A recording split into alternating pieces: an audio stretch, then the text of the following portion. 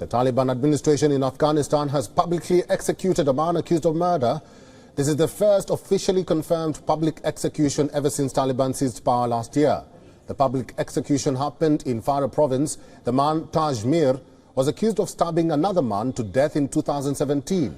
The Taliban says that the accused was shot 3 times by the father of the victim. More than a dozen senior Taliban officials are said to have attended the execution, including acting Interior Minister Sirajuddin Haqqani and the Chief Justice of Afghanistan. The public execution has drawn sharp reactions. UN Secretary General Antonio Guterres has expressed deep concern. United Nations mission in Afghanistan and the United Nations Human Rights Office have condemned the execution and called on the Taliban to establish an immediate moratorium on death penalty.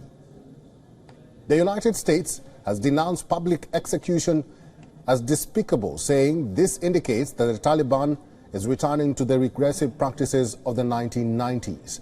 Taliban has hit back, saying retributive justice was the right of the family members of the victims.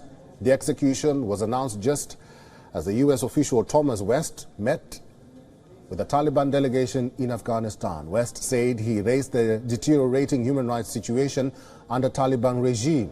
Remember, the Taliban have said that they plan to fully enforce aspects of Islamic law, including stonings, floggings, and the amputation of limbs from thieves. And for more on this, we were earlier joined by Fawzia Kufi, who is an Afghan politician and women rights activist.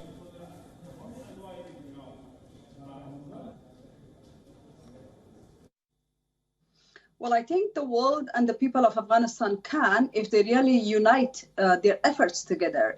But at this stage, the world is only issuing declaration and statements condemning the severe human rights violation of 21st century that's happening in Afghanistan, but no real action. On one hand, they're actually condemning. On the other hand, they're working with Taliban. They're giving them money, they're meeting them, they're giving them political posts. So obviously, Taliban will not lose anything if they continuously suppress people, do public execution, keep women and girls out of education and workspace.